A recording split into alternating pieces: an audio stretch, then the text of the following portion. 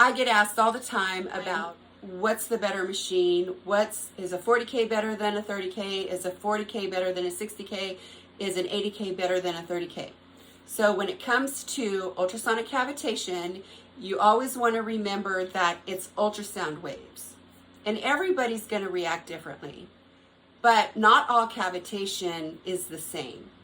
You can get different devices of cavitation from 20 kilohertz, 30 kilohertz, 40 kilohertz, 60 kilohertz, and 80 kilohertz. The higher the number is not the best cavitation. What that means is if you get an 80 kilohertz cavitation, that means it's going to fire off or pulse 80,000 times per second. Now, if you get a 30 kilohertz cavitation, it's going to fire off 30,000 kilohertz per second into that area. So with cavitation, the higher the number, it's not always the best treatment, because just because you're getting 80,000 ultrasound waves pulse into that area doesn't mean it's going to go as deep as the slower 30,000 kilohertz into that area. So I know it's really confusing for a lot of people, because when you think about it, you would think that, well, if I'm getting 80,000 ultrasound waves into that area per second, it should eliminate more fat. But that's not the case. The faster the kilohertz, less deep it goes. So when it comes to cavitation, you want the cavitation ultrasound to go slower so that it penetrates deeper. Okay, let's talk about different handles that you can get. Really come a long ways with these handles, and they've updated them quite a lot. So this one just has cavitation, and it's an older model. This machine is about 2.5 years old. They still sell this machine, and it's a great machine, but you can see that it's not got the updated handle. When you use an 80K cavitation, the cavitation can actually get kind of warm, because like I said, it's going 80,000 sound waves, ultrasound waves through this handle per second. So that's why sometimes when you have an 80K cavitation, the handle can get warm. When you have a 60K cavitation, it might get a little warm as well. But when you go down to the 40K and the 30K, the cavitation doesn't get hot. The cavitation handle will actually stay cool. The only time the cavitation handle will actually produce or throw off some heat is if the cavitation has radio frequency built in with the cavitation. Then the actual radio frequency is what's going to heat up the skin. The cavitation doesn't heat up the skin, but the radio frequency does heat up the skin. So there's a little bit of confusion there with regards to cavitation handles. Some people say, well, my cavitation handle's not getting hot. Your cavitation handle should not get hot. What gets hot is if it has radio frequency integrated into the handle, and the radio frequency will actually make the skin hot, and because that's what radio frequency does. It heats up the deep layer of the dermis. Where cavitation doesn't heat up the deep layer of the dermis, cavitation is sound waves only. Where radio frequency does heat up the deep layers of the dermis. So that's kind of the difference. Okay, with all that said, what is going to be the best machine for me? What's going to be the best option? There's so many machines and there's so many different options. What's going to be the best machine that's going to give me the best results? So this is my suggestion. First, you're going to want to look at your body type. Do you have large areas of fat that you want to take care of? Do you have saggy skin that you want to take care of? If you have large amounts of fat and you have a lot of skin tightening to do, then you're going to want to go with a stronger cavitation, which is a 30K, and a stronger radio frequency, which is a 5 megahertz. This is the S shape. This is my absolute favorite machine. I say this all the time, that this used to be my favorite machine 2 years ago, but now that they've upgraded and made this new design, this S shape is my absolute favorite machine. It has microcurrent and LE for product absorption and muscle toning and tightening the muscles in the face. Then it has radiofrequency skin tightening along with the vacuum therapy to tone and tighten the skin. That is this S shape. It's multi-purpose. It can do the whole body. If you have smaller areas of fat, then absolutely go with a 40K. 40K is an all-around sweet spot that will take care of the smaller areas of fat. If you don't have large areas of fat at all, then you can go with a 60 or an 80K. Start going higher in the frequencies, the less you're going to hear it in your inner ear. So 80 kilohertz doesn't seem to bother people in the inner ear. I don't know why 40K is that spot that really gets to the inner ear. I don't so much hear it in the 30K, but the 40K I do hear it. But like I said, they've done so many advances in technology and with the different machines that some of the 40K, you just hear the buzz, you don't hear the loud squeal.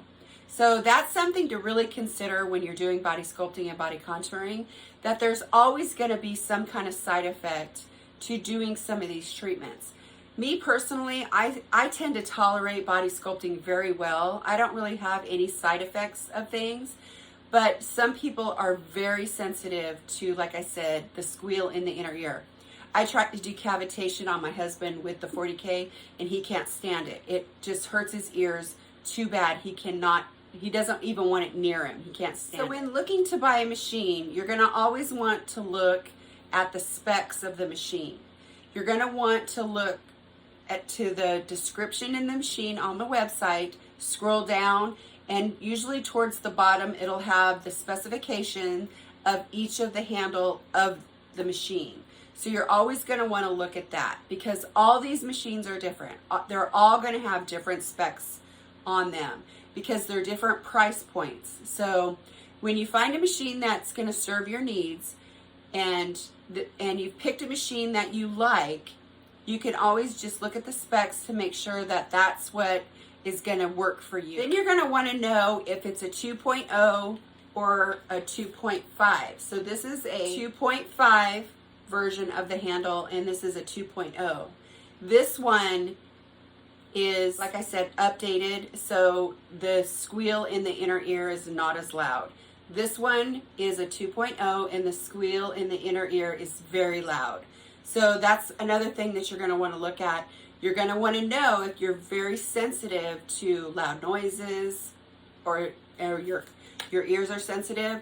You're going to want to go with a 2.5 or a 3.0 version of whatever machine that you're looking at. That's really important for that squeal in the inner ear. Okay, how do I tell if my handle's working or not?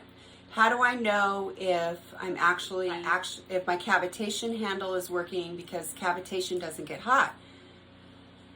So like I said, an 80K cavitation handle could get warm because it's pushing 80,000 ultrasound waves through the handle per second.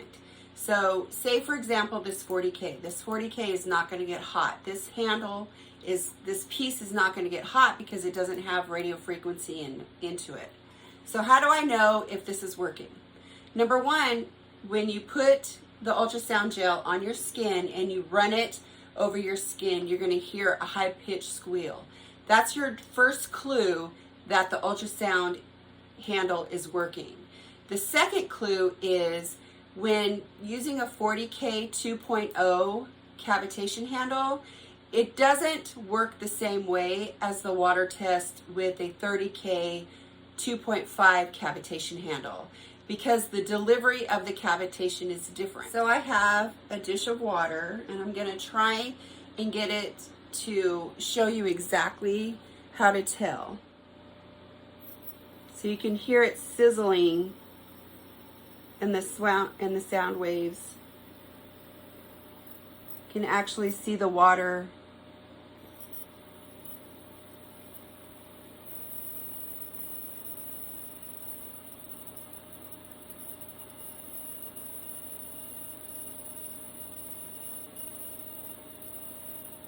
So you can tell that this is working. It doesn't work with it just being dropped on it. It doesn't work like that. So that's the difference in the handles on each of these machines.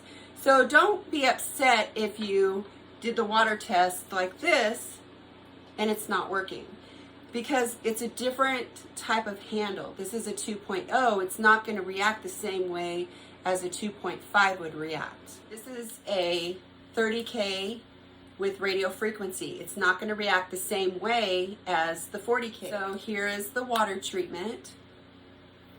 See how it's not really sizzling? Now it's sizzling that I put the ultrasound gel on it.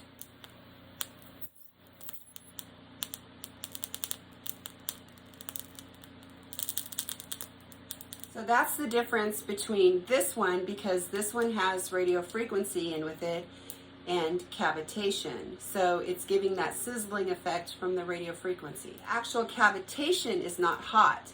The radio frequency gives off the heat.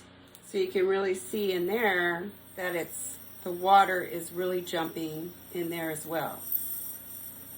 Now this is a completely different handle. This is a 30K cavitation with no radio frequency at all.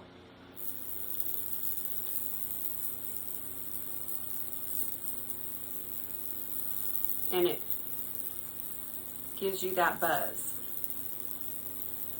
So like I said, it doesn't sound like a high-pitched squeal in your inner ear, but you can hear the buzz. And then when you do the water,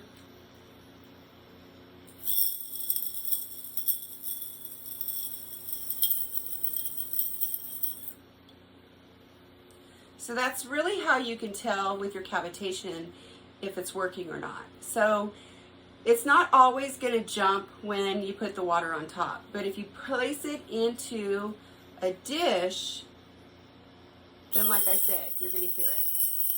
You're going to hear it. And you're also going to hear it when you put the ultrasound gel on your skin and run the cavitation. You're going to hear it in your inner ear. So the 30K 2.5 is not as loud in your inner ear as the 2.0 40K.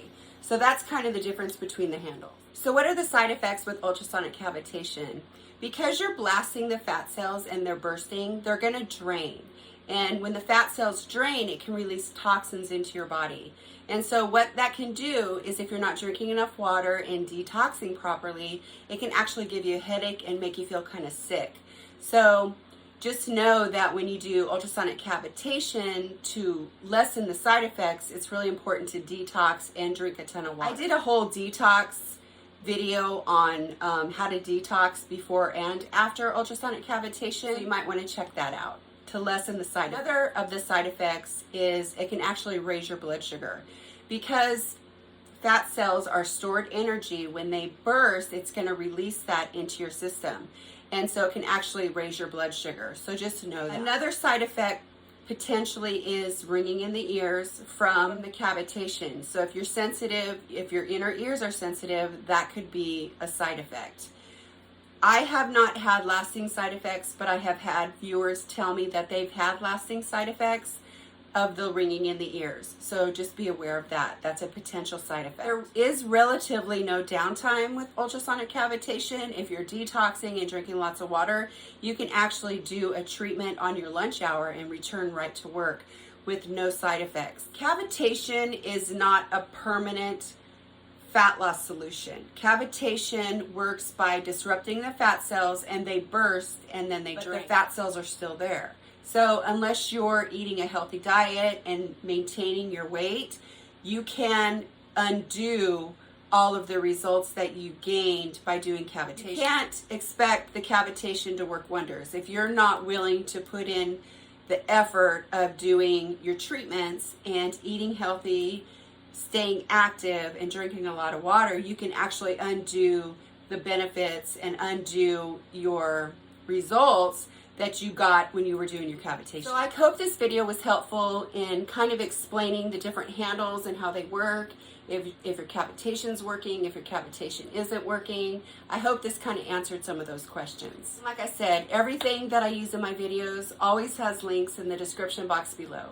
If you enjoyed this video, please let me know. Like and subscribe, and leave a comment down below.